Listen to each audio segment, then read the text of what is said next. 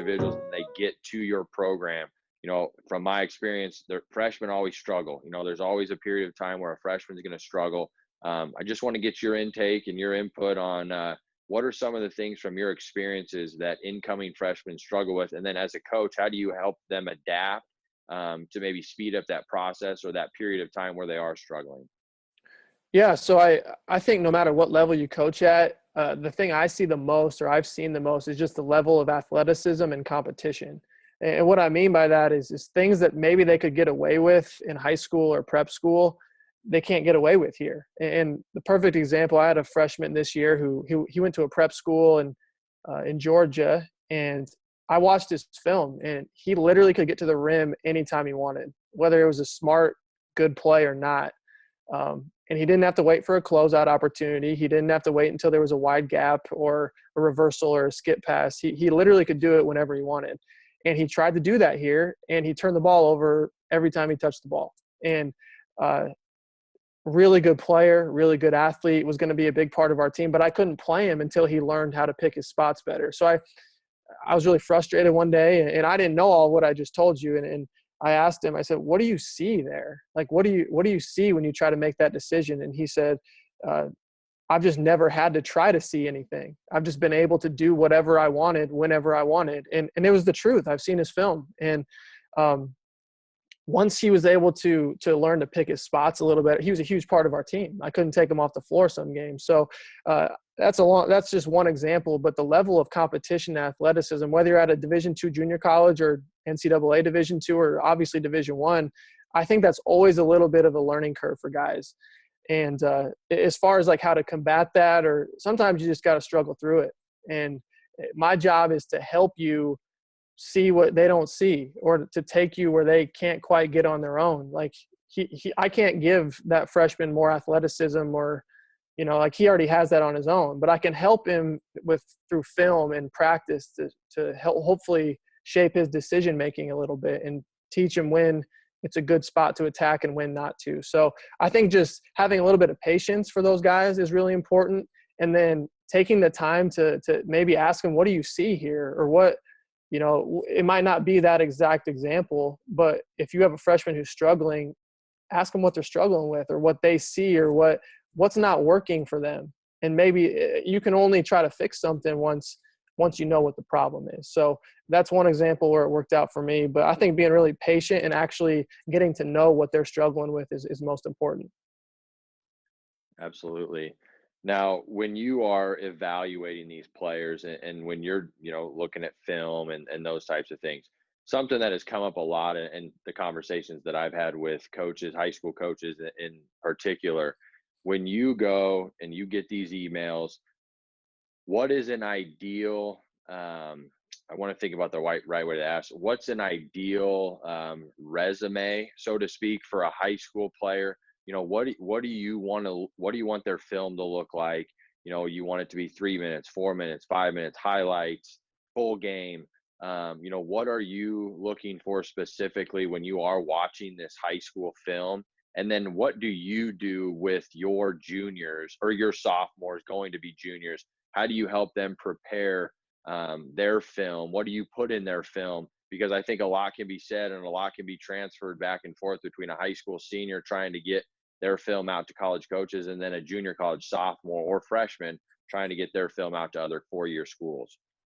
Right. So what I evaluate and what I like to see in a player resume through email or whatever it may be is, one, accurate information. Don't tell me you're 6'7" when you're 6'4", or accurate information is pretty important. A little bit about yourself outside of basketball is important, maybe like where you're from and academically your information. And then as far as film goes, I like highlights. Some coaches don't. Some coaches say, I don't want to look at a highlight tape because it's all the good plays. And I totally understand that, but I do think you can get a sense of what that player's strengths are, obviously through a highlight tape. So that's not all I'm going to evaluate, but I do want to see a highlight clip. And in that highlight clip, less than 5 minutes is good, preferably 2 to 3 minutes that really highlights your strengths. Don't put free throws on it. Don't put like the one time you entered it into the post, or I don't know, like really accentuate your strengths. And I think that's more important than trying to show your all around game. As a, like you stop somebody on the dribble one time, like don't put that in your highlight tape. Show what you really want people to see, that you think you can do at the next level. As far as our sophomores getting recruited, we have Synergy, and high school has a huddle a lot, but we use Synergy, and they make their own clips. At least my sophomores did. I give them access to all the clips, and then they go through and make it.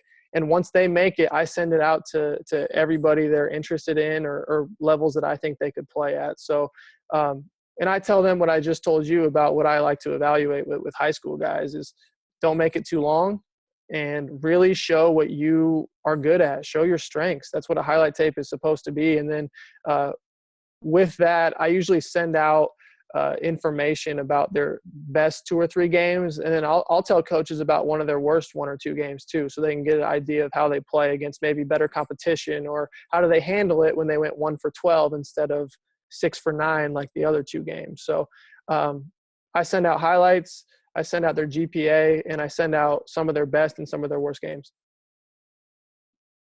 Perfect. Now, just want to jump into a couple of quick hitting questions here, maybe a few that are a little bit more lighthearted than the ones that we've been talking about. But first off, what does success look like for you after finishing up year one, and where are you at in your college coaching career? Yeah, so with our team, we talk I think it's hard sometimes to set goals that have numbers on them. Like, those aren't bad by any means, but if that's how you judge success by, I think that's really hard. I remember I was part of a program, and it was always one of the goals was to win 20 games every year. What if you get to the point in the season where winning 20 games is not attainable and you still have 12 games remaining? Like, is the season a wash? Do we stop playing hard? Like, what message does that send? So by no means am I saying those type of goals are bad, but I don't think those can be the only goals you have or how you judge success. So for us, it was performing to a standard. I mean, there's teams on our schedule, let's face it, that you're probably going to beat. Like, you're just going to walk on the floor. Not many. We weren't that great this year, but there's a couple teams that you're just going to walk on the floor and be better than.